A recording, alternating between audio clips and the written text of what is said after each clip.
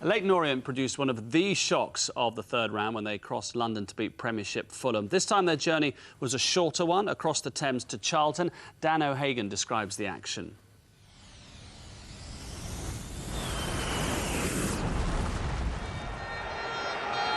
Early throw here, which Justin Miller will take for the League Two side. Looking there for the head of their top scorer, Gary Alexander. Shane Tudor with the early free kick here. He'll leave it for Justin Miller. Miller sends the ball in high, looking for the head of Steele. Little chest down from Simpson, the shot driven towards Mura's goal. Daryl McMahon from long range. Not a serious test though for the Charlton goalkeeper, Kishishev. Ambrose. Bent to look to get away from Mackie, who I think just caught him. Who can Ambrose pick out here in red? Bent has peeled away towards the far post area. Ambrose with a ball in. Fortune arriving and scoring! Jonathan Fortune with a diving header. And the Premiership side lead the League Two side by Jonathan Fortune's lunging, diving, flying header to nil.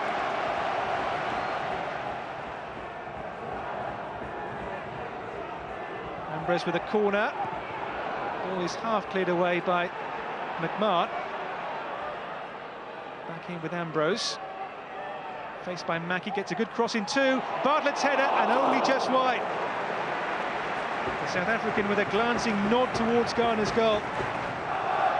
It wasn't too far away from a second goal for the Premiership club, was it?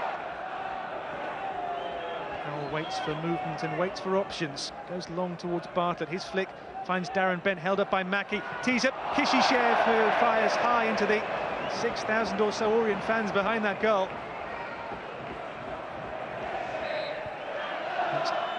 Header from Fortune. Whistle has gone though. Lockwood wants the quick free kick. In towards Alexander, his header, only just wide. Gary Alexander arriving at pace. And Leyton Orient's top scorer with their best chance of the afternoon. That header is not too far away from Mura's goal. Alexander, Joey Keith, Lee Steele. Alexander might sit for him here, it does. That's a fair strike from Gary Alexander. The ball sat nicely for him, and why not have a go? Alexander now coming more into the game. Alexander picks out Tudor. Tudor, and there's no flag. It's Lee Steele onside. Steele, and Keith arriving off the crossbar. Oh, Joey Keith so unlucky. Leyton Orient's best spell in the game. And their best chance too. Tudor here for Steele, who after his run he was onside, and he picked out Joey Keith, who was arriving against the frame of the Charlton goal.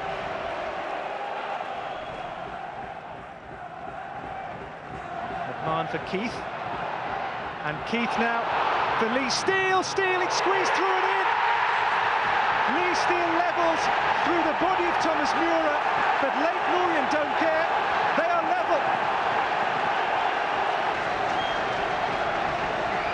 Lee Steele with a powerful shot, too hot to handle for Mura. And Lee Steele, who's only playing because Jabu Iberi is suspended, has level for Leyton Orient. Jerome Thomas. Thomas twisting and turning, but there's no way through. It's Powell's ball in. Here's Jay Bothroyd with Zakauni. And Thomas, super save. Bent is there, blocked away bravely by Mackie. Steve Davis enjoying his afternoon at the Valley. At the moment, the team in black are holding a pack of very difficult reds.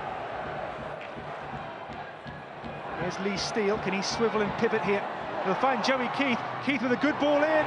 Real chance for them here. And McMahon heads straight at Mura. Anywhere but at the goalkeeper. That was a goal. Alexis Merton. The noise comes from the Orient fans, but this is Smerton for Charlton. For Jerome Thomas. Now Chris Powell Howell can get the cross in here. Held up by Duncan. Crossing towards Bothroyd. Garner hasn't really got there. And Ambrose off the line. Smertin and Garner in the right place to gather the ball in his midriff. Ambrose with the first shot, which was smuggled away. Howell's cross, Garner for the first time didn't get there. Ambrose's shot was blocked on the line by Zakowny. Holland, and now Young. Lockwood's header clear. Alexei Smertin. Now Darren Ambrose for Charlton. Ambrose still, but Zakowny's there, but the whistle's gone. Lockwood's foul. Yellow card for Matthew Lockwood. And a free kick for Charlton. Late in the game, good position, real opportunity. Inside the final 30 seconds of the 90. 4 men in the Leyton Orient wall. There's their late heartbreak here for them. They've played so well.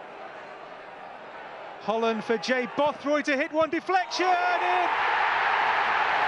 The deflection beats the goalkeeper, and Jay Bothroyd is Charlton's match winner. It owed so much to that horrible deflection which deceived Glyn Garner. And the League Two side's brave cup run is over. It seemed after we scored so early, that was it. You know, we sort of thought we'd done enough, and Orient came into the game and they got back in it, and really the last 30 minutes was end to end. I think we both was going for the result, although Barry and I think would have enjoyed a draw, but I think both teams went for it in the second half, and it was a great cup tie, I thought. I'd like to see the stats, but I feel that we matched them, as say, in all departments and certainly on chances. It grates a little bit, but we take the glory of the cup run as an whole, not just on today's game, and take all the plaudits that go with it, but we're a little bit frustrated, to say the least. Well, that's not surprising, because they put up a tremendous show. Let's just talk about the winning goal in a moment. We should make the point, though, we've been talking about England coaches perhaps in waiting. All had good wins today. Sam Allardyce sees off Arsenal, Stuart Pearce, and now Alan Kirbishley. Alan Kirbishley, and, you know, I think whoever gets the England post has got to be tactically aware. You know, maybe Sven's been criticised for maybe not being so, and Alan Kirbishley is certainly that, you know, and on 63 minutes he brought on all 3 substitutes in Thomas, Smertin and Bothroyd, and all 3 had an impact on the game. You know, this is the thing that changes games and managers make good decisions.